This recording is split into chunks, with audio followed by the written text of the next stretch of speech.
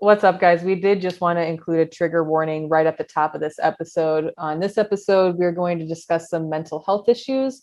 So if you may be struggling yourself or anything like that may bring up some emotions for you, we just wanted to give you a forewarning that we do talk about mental health quite heavily on this episode. Enjoy. Shut up, stay in your lane. Welcome to the Mind Your Own podcast with Aaron Sorensen and Sasha Durkin, where we stick to sports, except when we're not. Hello, and welcome to another episode of the Mind Your Own podcast. I'm Erin. I'm Sasha. And it is, look. I already told Sasha that my brain is having a hard time waking up today, and it clearly is.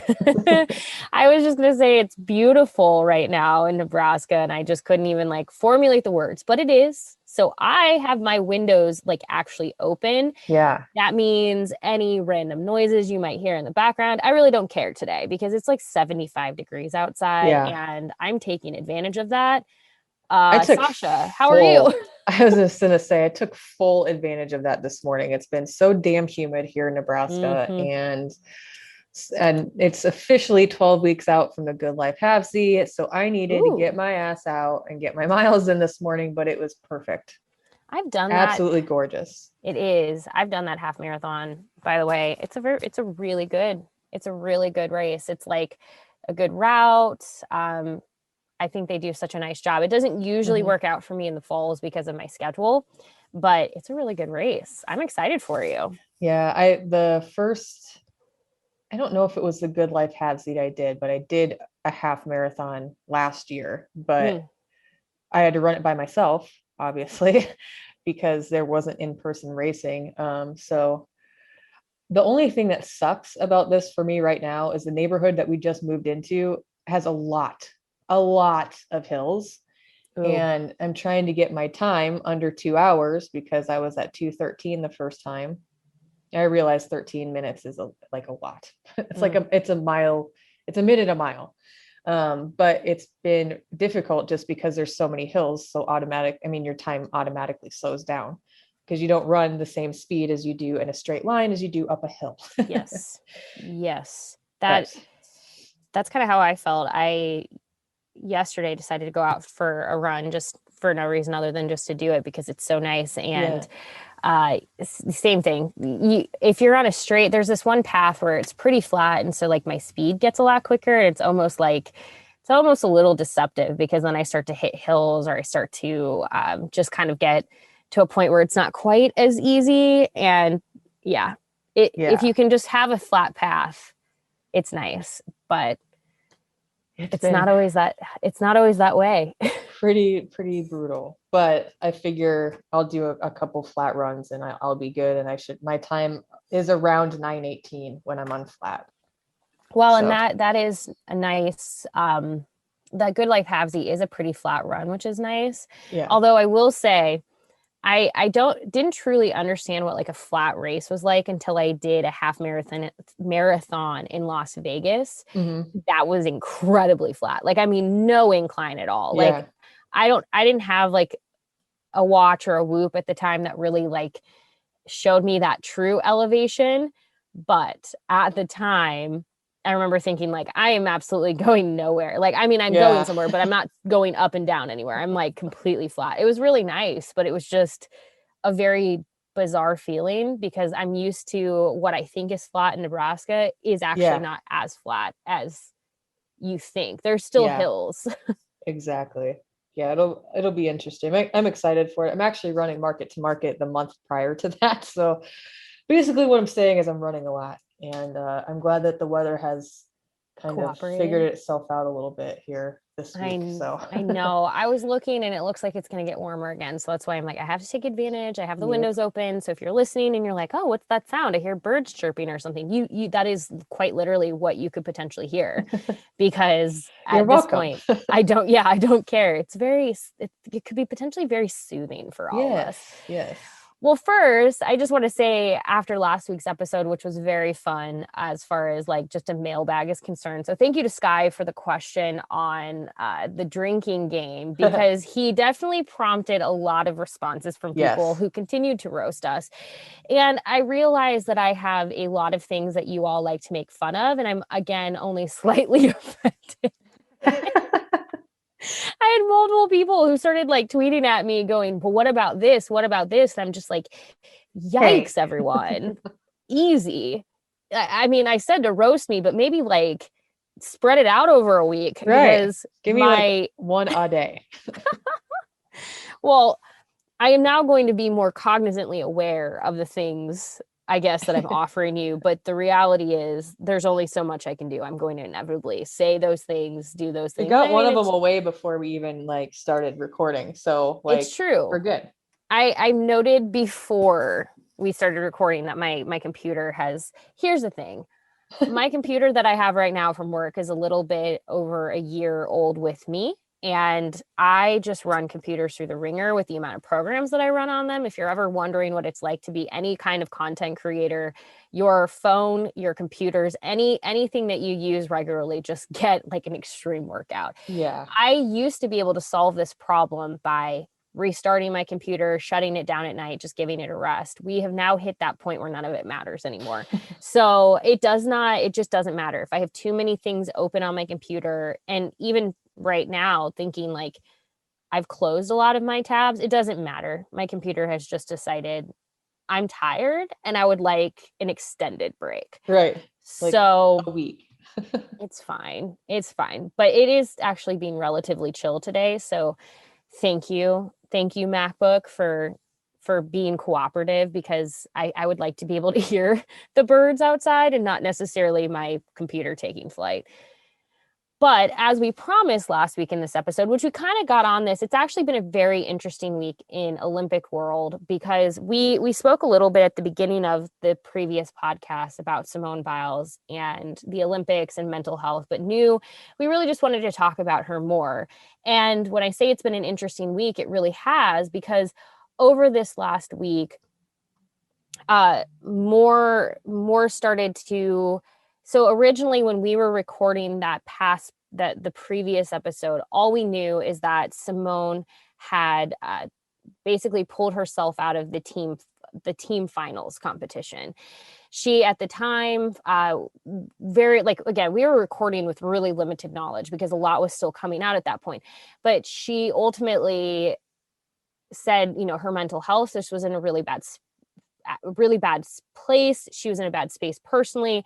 As we now know, it's been a case of the twisties for her, which for other people who are maybe more used to what are the yips in some sports, it's similar to that. The twisties in the most basic sense in gymnastics. And I know a little bit about this from when I tumbled, but I was nowhere. Just a big truck driving by. I was like, was that a dragon? Yeah, it wasn't a bird, just a big truck just driving by. Just doesn't care. What we know about the twisties, and like I said, having a little bit of knowledge from tumbling myself, is like it basically is you lose your place in the air. You are twisting and you don't know where you're at. So when gymnasts are doing anything from vault to floor routines with those tumbling passes, which Simone does, just absolutely insane tumbling passes. Like she is at a level that is almost hard to comprehend. Yeah. She's so fast at it that you don't realize what's going on while she's doing it. Like you almost need a slow-mo replay. You're almost looking at it like people I think look at it like, oh, it's so easy, but she's making it look that way. Right. But for a gymnast, they're always keeping their eyes locked on the floor. Like they need to be aware of where they're at in the air at all times, because any movement that goes wrong could be catastrophic. And in fact, listening to Lori, she was on the 2016 team with Simone. She's been doing a lot of Lori Hernandez. She's been doing a lot of commentary for the Peacock channel. When Simone did the vault, that was like the moment where she's like, something's not right. listening to Lori's reaction to that vault, and they did slow it down, and her realizing she's lost where she's at, like she doesn't know where she's at in the air. And so she's so good and so talented that her body knows how to at least land itself on her feet so that she doesn't get massively injured. But like one little wrong move could have been just absolutely catastrophic for Simone. And so what ended up happening is she withdrew from the women's team final. She ended up withdrawing from individual events as well. We do know at this time of recording, she ended up determining that she was okay to continue on the balance beam, ended up earning a bronze medal for that, which is incredibly exciting for her, which we can dive more into just these Olympics. But the thing that was just very disappointing for me afterwards, and I guess really quick before we kind of get into that, I just want to be clear about who Simone Biles is. And also make that a drinking game when I say I just want to be clear, because, but I do. I think we need to take a moment to truly appreciate Simone Biles, because we said she is the GOAT. She has 32 Olympic and World Championship medals. This is updated with her most recent bronze. She is one of the most decorated gymnasts of all time in the world. She has 7 Olympic medals. She has the most Olympic medals by any American female gymnast. She is sincerely the greatest of all time. She's incredibly dominant.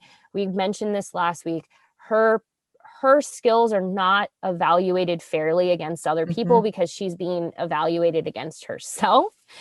She is absolutely bonkers. She has just, I mean, she's been tumbling and a part of gymnastics since she was 6 years old. She is now, 24? Yeah, she just turned 24.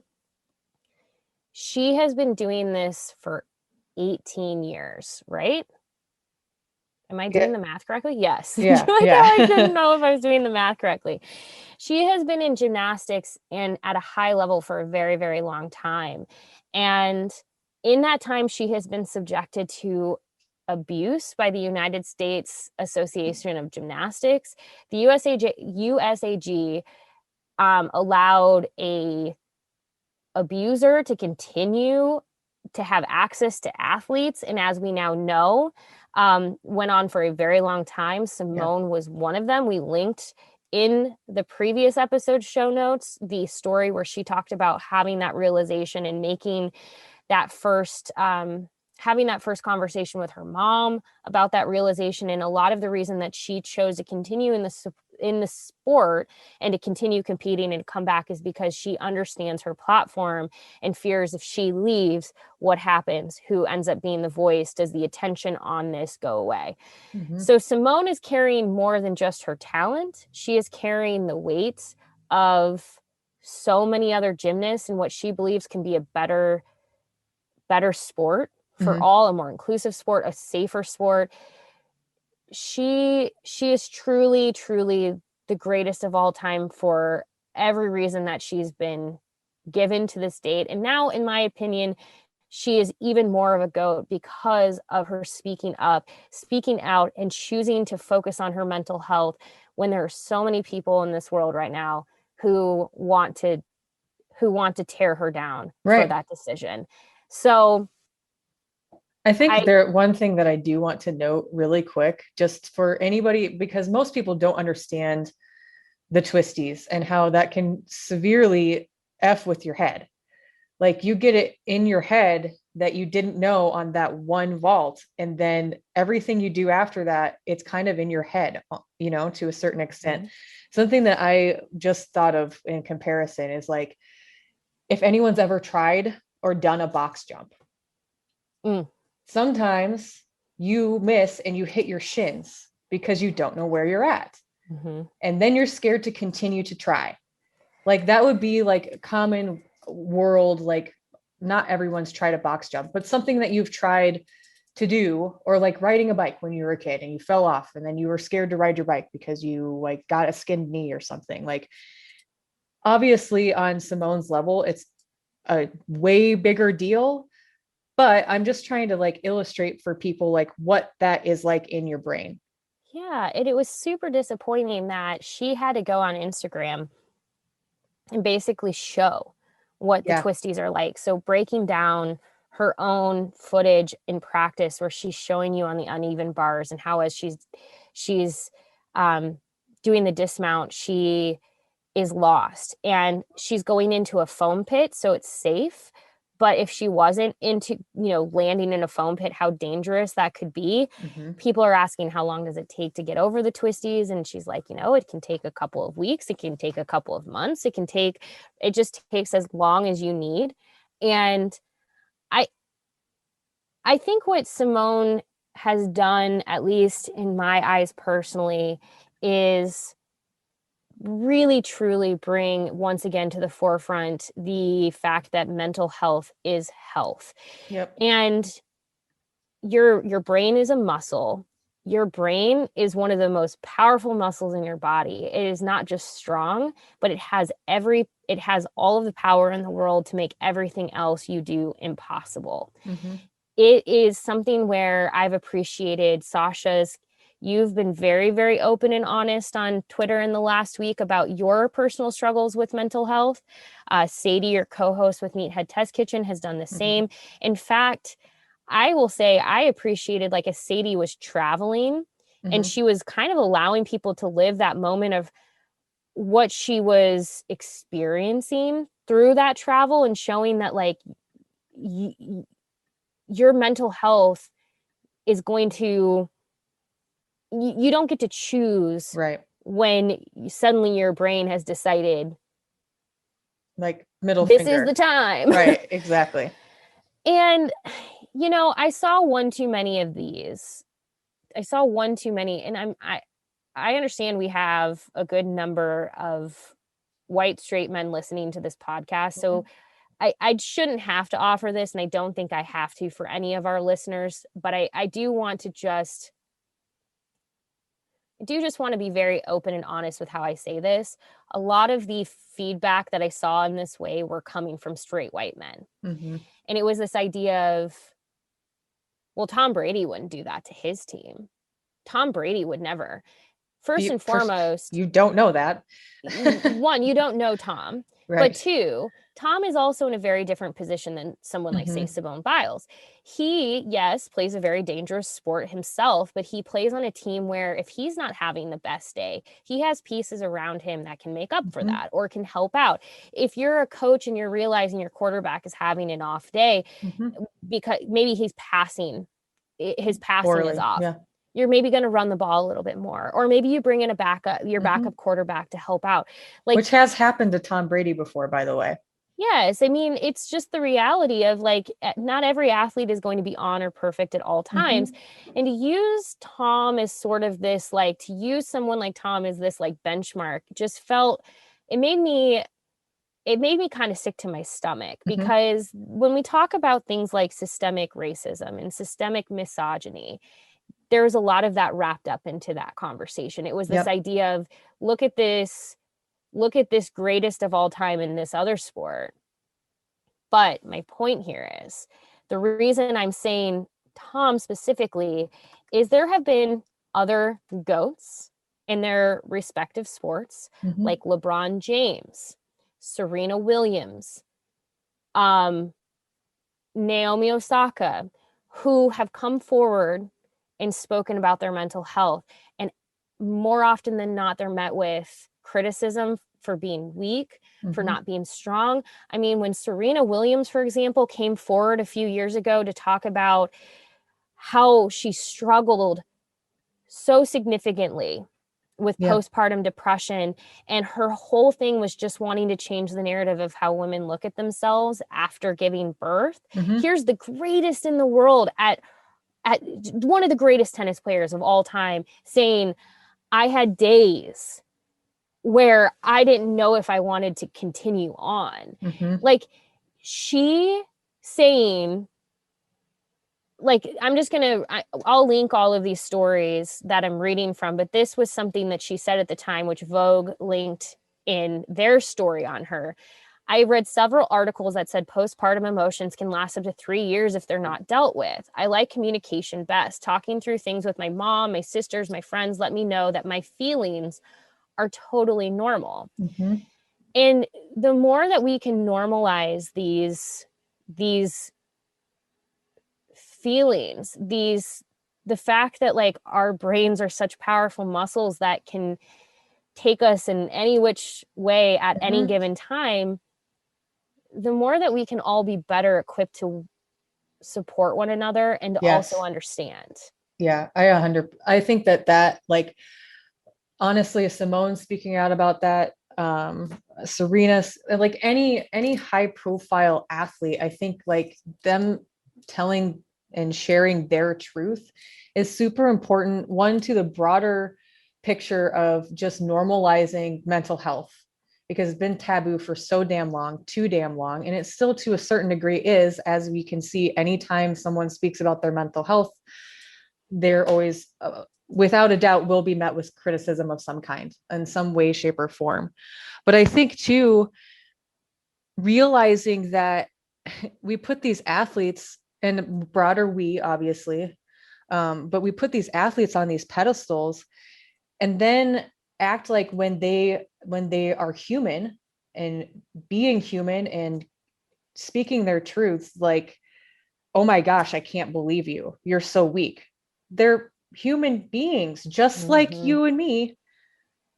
I want to just give some examples. So I mentioned LeBron James. He has been incredibly vocal for most of his career in the importance of mental health and mental fitness for his game, and how he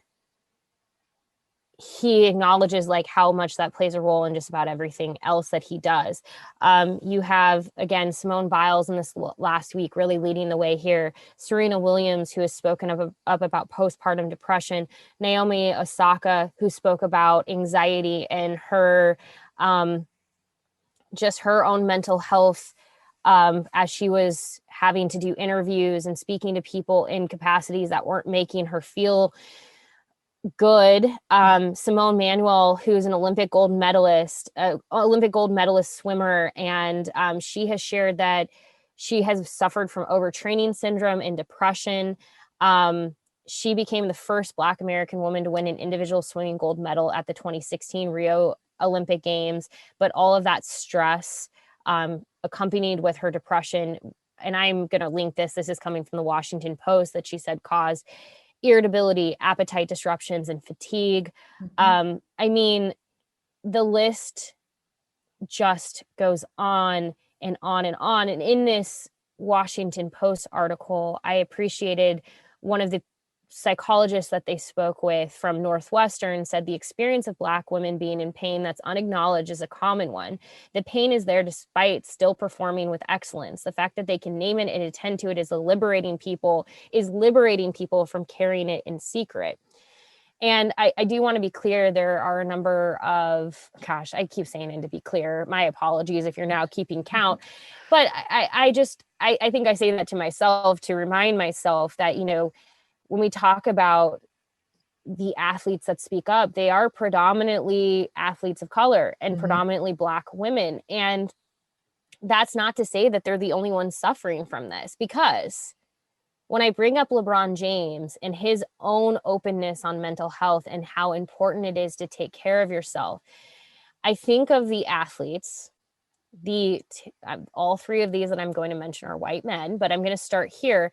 Kevin Love in 2017 had a panic attack during a game, which led him to share a story with the Players Tribune about his own personal battle with anxiety and depression.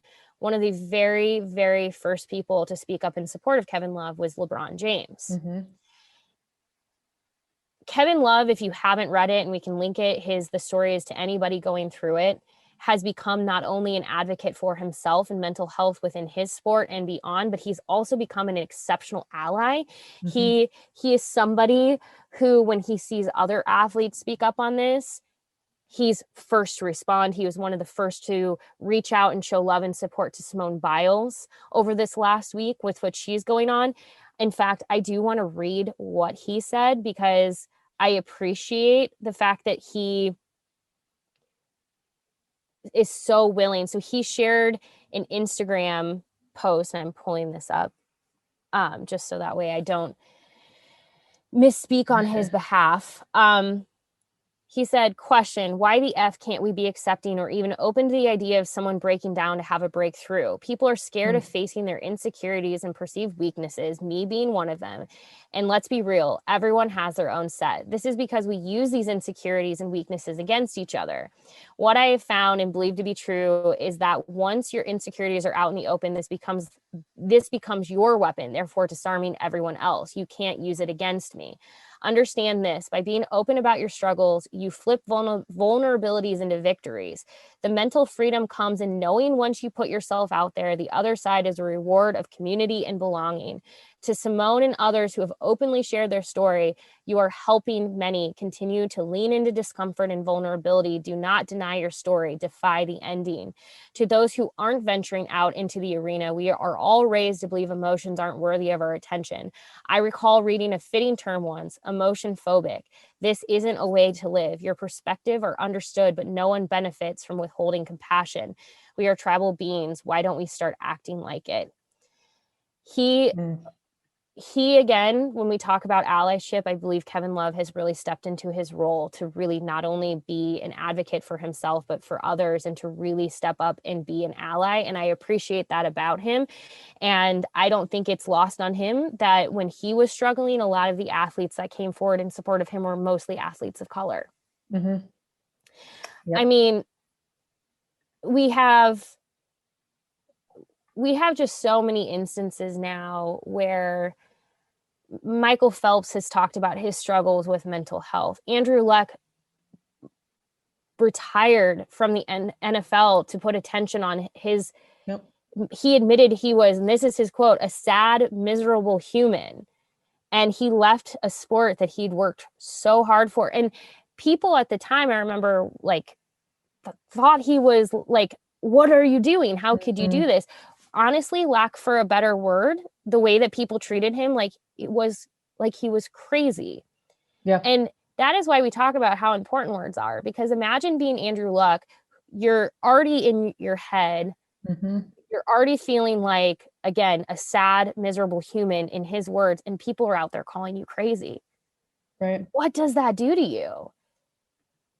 Well, and I think that athletes, like, coming out and saying these things is super important, obviously, for a mini onion. this onion has layers. But honestly, I think it generates a conversation, if nothing else. And we always talk about that on this podcast, but this honestly is something I'm super passionate about. And I think that having these conversations is super important, just to keep it going, to normalize it. We say it all the time. The more you have those conversations, the more it becomes normal. It stops being a news story. Every time an athlete or person comes out and says something like this and speaks their truth, it stops being a news story because it's normal. And considered normal. I think it's so important for us, those of us with privilege, to step back as well and say, and this is when we talk about that privilege does not mean your life is easy. Privilege does not say that you don't battle your own vices and your own mental health, and you don't have these things that are very unique to you. What it says is, for me personally, I'm not going to speak for anyone else, but as a white woman, things haven't been as difficult as they could have been for me. I will say, as a woman in an industry dominated by men, I am often met with, I'm too emotional. I'm too loud. I'm too this. I'm too fat. I'm too this. Like, I've never been told I'm too skinny, interestingly enough. But like, I've been told I'm a lot. And there are a lot of times where I feel like, am I making this up in my head? Is the way that I'm feeling, and this is coming from somebody who, again, has a point of privilege. So like, that is not to say that like, if you're a straight white man, that you don't have, you know, your own set of challenges and your own, right. It's the fact that I will be honest with you. Yes, Michael Phelps has received plenty of backlash for him speaking up about mental health. Kevin Love certainly received a lot of it too. Andrew Luck was the butt of a lot of jokes.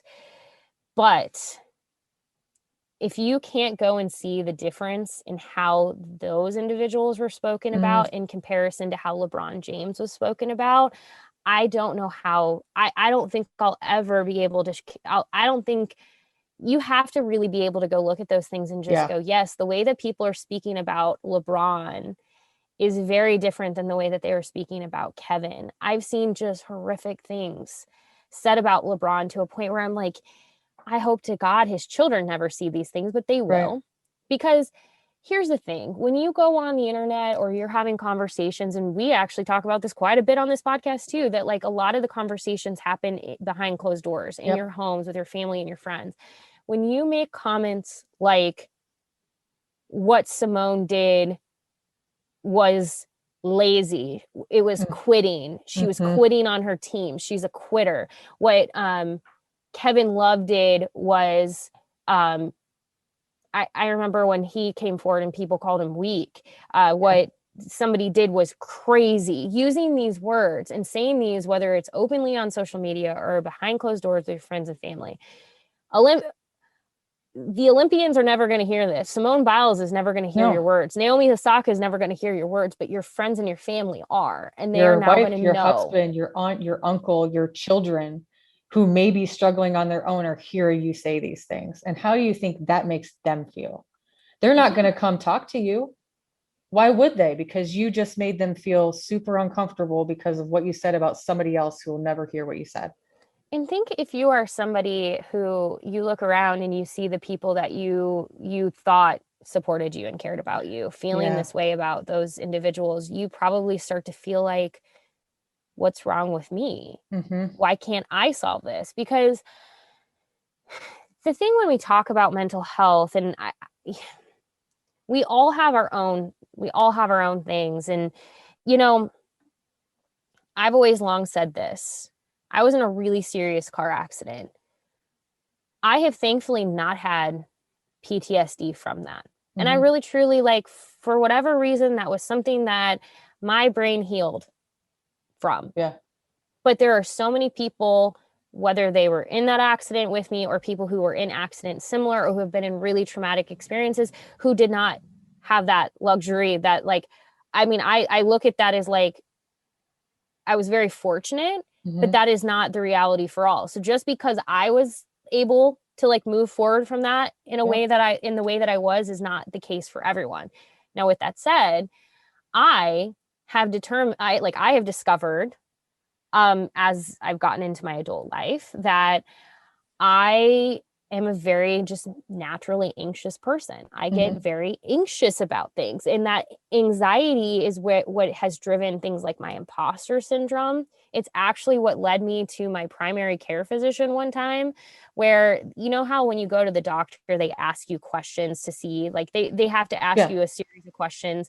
Those questions have never captured what I was feeling. And so I finally just said to my primary care physician, like, I don't know what to do, but I'm lacking motivation to a degree that, like, it doesn't just feel like I'm tired today. Oh, I should have gotten more sleep. Like, it's literally like, no matter what I do, I wake up and I just don't want to do anything. I don't want to accomplish anything, but then I spend the rest of the day feeling terrible that I didn't accomplish. And it's just this vicious cycle. And I really appreciated, because he looked at me and he's like, you know, your mental health is your health, and you may need to go talk with somebody. And maybe we need to look into ways to get you, just like if you came in with the flu and you get medicine, like maybe there are things that we need to do, but like you're going to have to start kind of really evaluating this for yourself and understand that this is your health. This isn't just a thing you're making up in your head. This is your health. And I appreciated him seeing me in that moment. because it was probably one of the first times I would say like a doctor was not like, what's physically wrong? It's like, what's going on with you? What's going on? What are you feeling? And that has helped exponentially. Yeah. I was going to say, sometimes it's not easy to articulate how you are feeling inside out loud. And I think that's, again, why it's important to have these conversations, because maybe somebody that has similar internal thoughts or internal feelings or what have you, and can't articulate them. And then just by saying it out loud, they might be like, oh my goodness, I'm experiencing some of those similar symptoms. And either maybe that means they reach out to you, but I guarantee you starts a conversation somewhere, even if it's small, even if it's saying, I don't feel right. Having these conversations is worth just that. I don't feel right. And the admitting out loud to yourself or to somebody else that something's up. Like we all struggle, like that's how life is. But I think without these conversations, you don't get anywhere. And then you feel stuck, or like you said, you feel like there's something just wrong with you. Like, I shouldn't feel this way. Why am I like this? Well, it doesn't mean there's something wrong with you. Maybe it means that there's just something that needs to be addressed. Doesn't mean there's something wrong. I mean, if you broke your arm, you wouldn't sit in your house and go, it'll be fine, it'll fix itself. You would go to the doctor and you'd have them look at it, you'd have x-rays, and you would come up with a game plan for the best way to heal it. There's no difference with your brain. And the fact that like our minds have always been this sort of faux pas to talk about it. It's like it's the same thing that leads to like people not wanting to talk about addiction.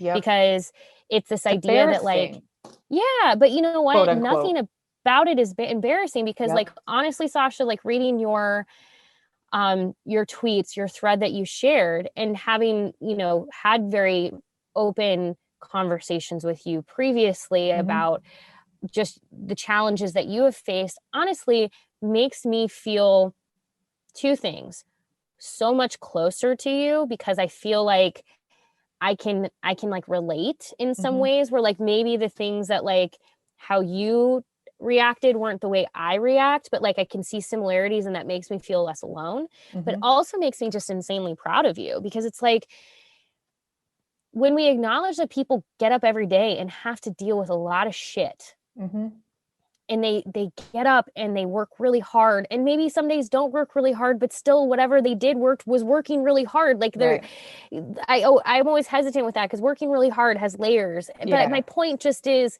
like, it makes me just so massively proud, because it's like, good for you. Like, maybe not every day looks the same, but you're getting up and you're crushing it and you're doing stuff. And maybe it doesn't feel like that to you every single day, but like, damn, you certainly make me feel less alone. And and there's so many mental, I always want to say health afflictions, but mental health, there's so many different things out there that people can suffer from. Like personally for me, I have borderline personality disorder. If you look up all the traits and you knew me 12 years ago, every single one of them, I was impulsive. I couldn't control my anger. I didn't have the order of operations in your brain just works different.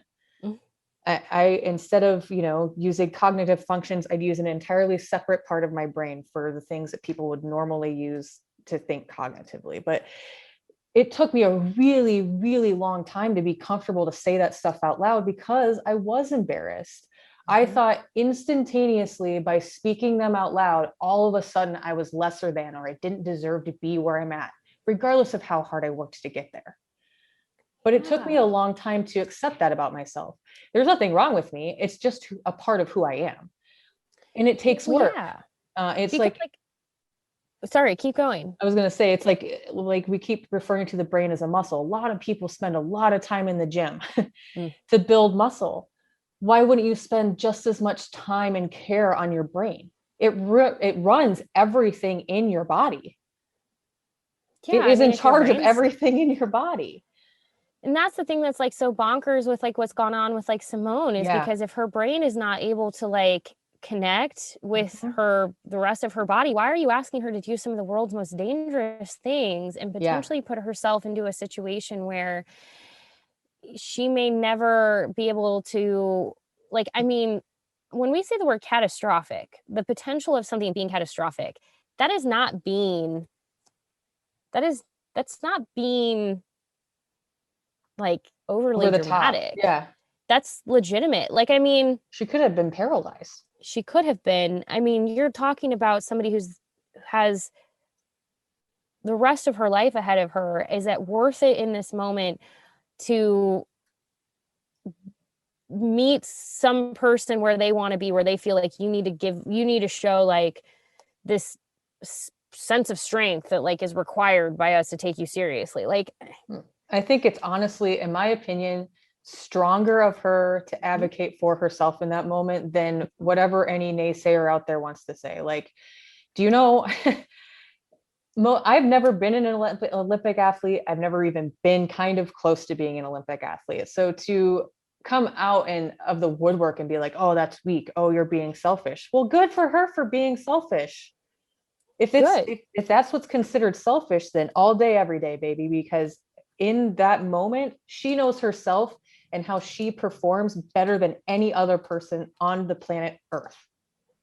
100%. And like, it's just like, I think of like what you were saying. My dogs are now just, everyone is just so into this topic today. I'm glad. Just knows it's just perfect timing always.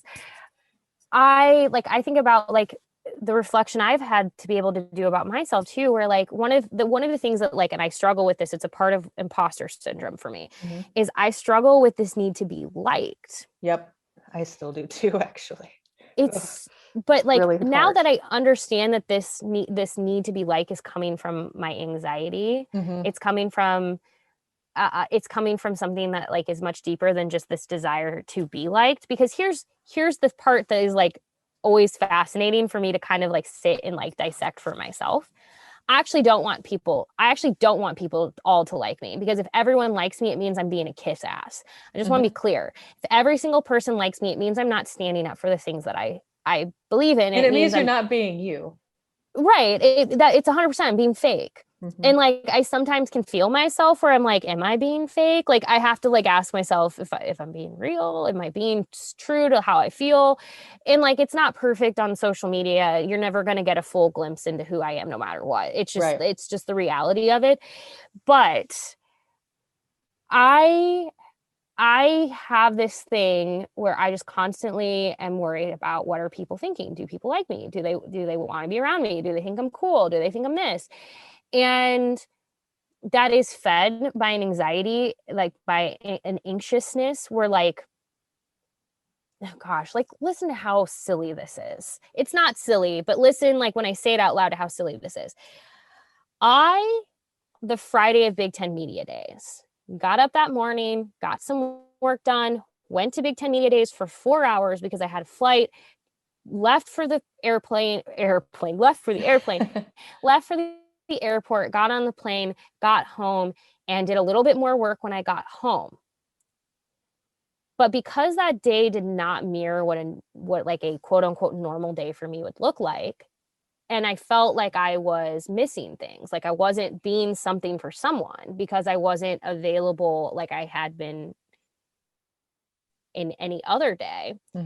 I spent the rest of my evening asking myself if people were mad at me or if I was like disappointing people, despite the fact that I had not only worked a full day, but I'd also traveled and done all this other stuff. I stressed myself out for an entire evening and most of my weekend thinking that I had somehow failed because I was doing my job, but my job just looked different that day. And that is like what your mental health does to you, is it just consumes you to a degree where anyone else hearing that would be like, wait, hold up. You worked all day. You didn't do anything wrong. Right. But me, I'm like, I failed. I completely failed. And for me, that like honestly is a perfect like description of anxiety. Like the conversation that happens in your brain. Like for me, and this is how it used to be. It's not like this anymore, but I had to do a lot of goddamn work to get here. A lot. And I still have to do every day, every single day I have to work at this because sometimes it just happens. I can be very reactive as a person. One example, and a lot of people who listen to this podcast know the story that I'm going to reference. Robin Washut, quote unquote, was on Nick Baugh's radio show one time, and I called the wrong person. It should have, it to everyone else that was listening was hilarious. On my way home, I bawled and then like was pissed, like angry at how badly I just assumed I was going to get fired. I was the worst person on earth. I was so angry with myself because of a simple misdial.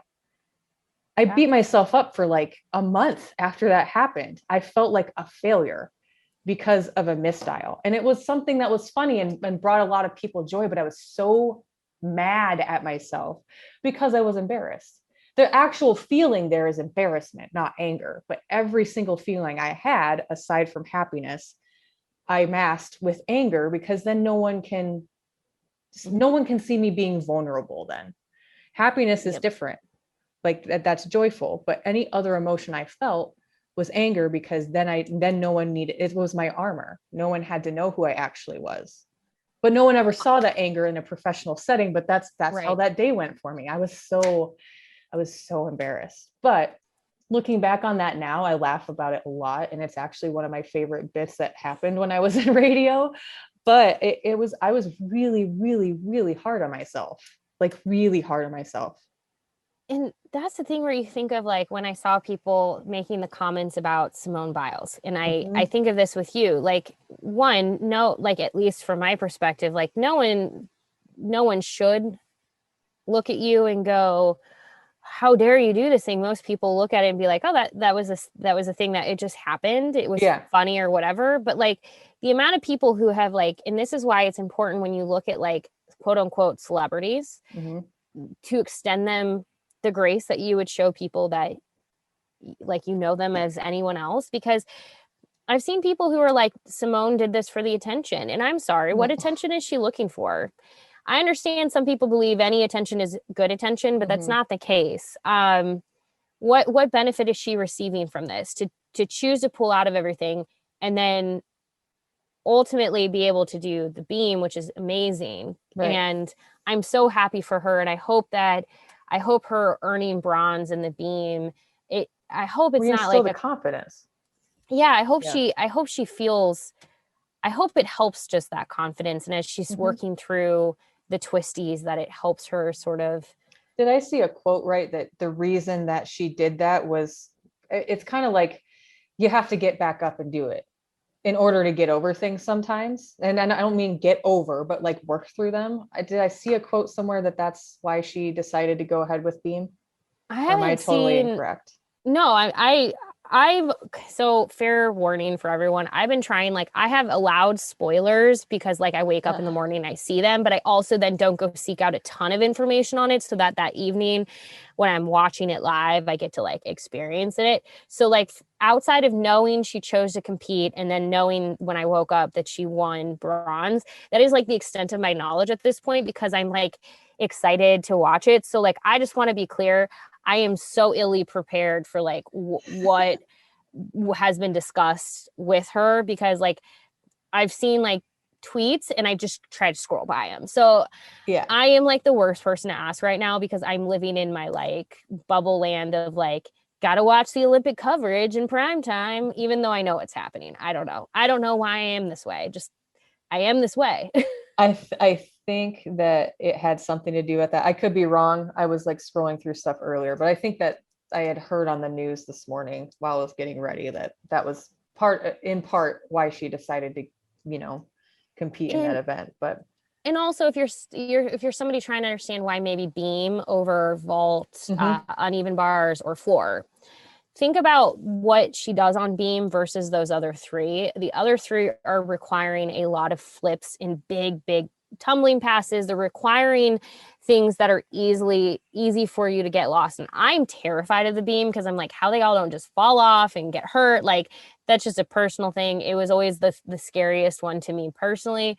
But it is also not requiring quite, it's still a high level of skill, like very, very difficult. But I'm just saying it's a different type of skill that's required for beam. Like, you're talking a different level of balance. You're talking about maybe less of those big tumbling passes, because you're not doing that on beam, but more control, more of that like smaller focused balance in that moment.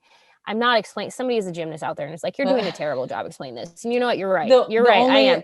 But I did see some people explaining why this might have been the event that made more sense for her to return on, because there's only one thing that you're twisting in, and that's the dismount, is what I read too. Yes. Yeah. So I'm doing a terrible job explaining it, but there is plenty of people far smarter than me that have explained why this is an event that made sense for her to feel more comfortable on.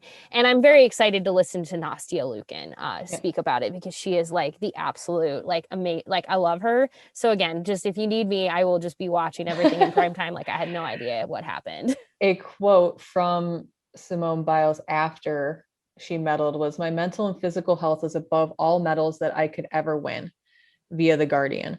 So to be clear, to do beam, which I didn't think I was going to be, just meant the world to be back out there. And I wasn't expecting to walk away with the medal. I was just going out there doing this for me.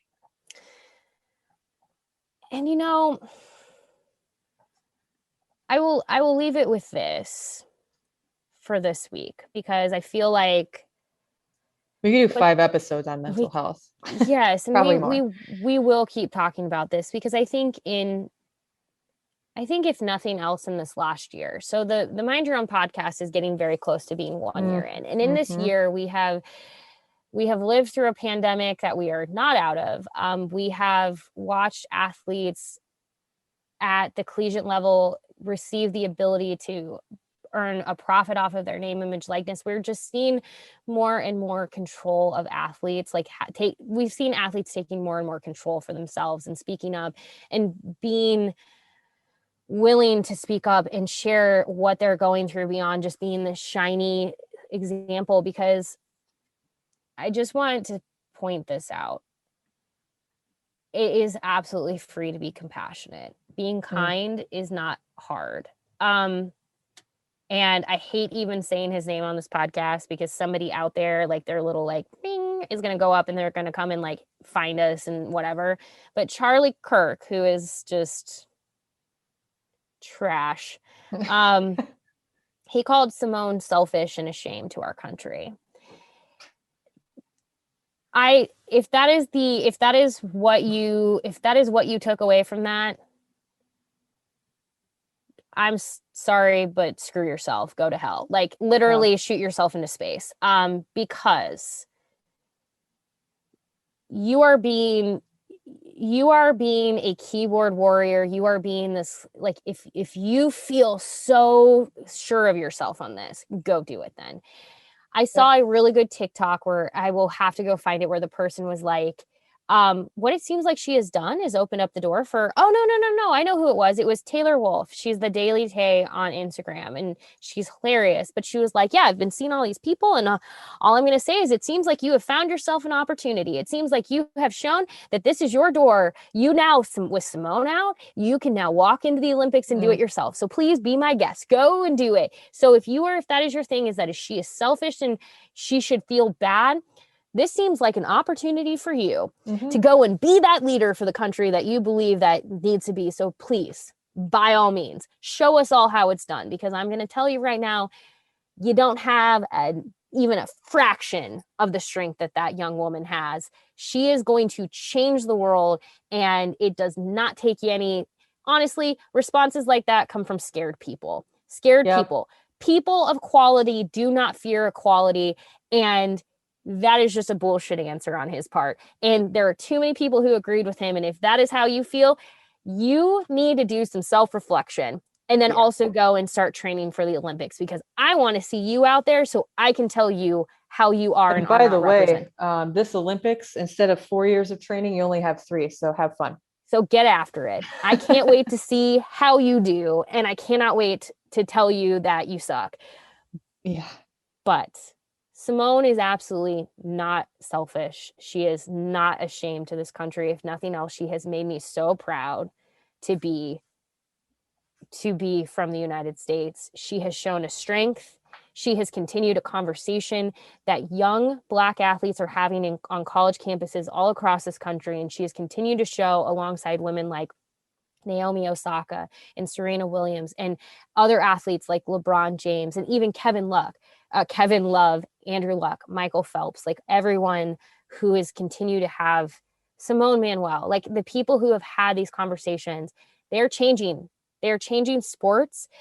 This is not making the game, anything that you enjoy watching, any less enjoyable. In fact, it is allowing our athletes to be human and to fully experience everything and not to be subjected to just what we feel we need to feel good about ourselves. At the end of the day, this will make us all better. And Simone will go down in history as not only one of the most decorated gymnasts in the world, but she's going to go down in history as being one of the most impactful.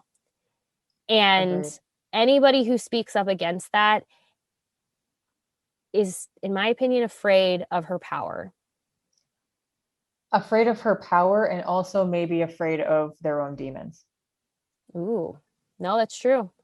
Because that's a reflection of, like, maybe there's something that we can all take a moment and reflect for ourselves. For sure.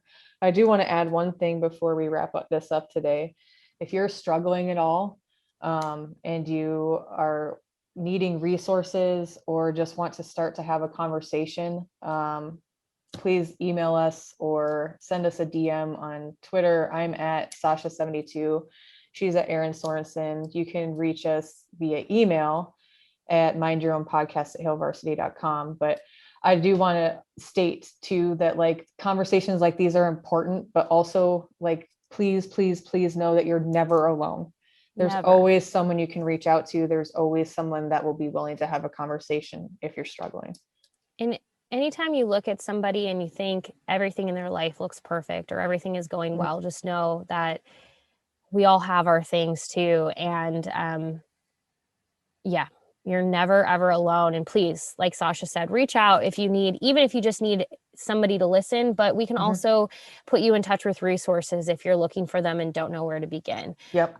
We are more than happy to help you find what you're looking for, because you're not alone. And sometimes just knowing that is a step in a direction that you couldn't have ever imagined. Absolutely. Just for the better. Like, you deserve to live a very happy, full life, but understanding that not every day is going to be like that. But you're not alone on this journey. We're all in it together. I just have to say, Simone Biles is the GOAT. Every gymnast on those teams, the stories of the United States gymnasts this year have been just absolutely phenomenal. I am just absolutely moved by them, moved by so many of the athletes. Yeah. I never feel more patriotic than when the Olympics come. So I will miss the Olympics for this, but let me just put one last reminder. They do not compete just every 4 years. They're competing all the time.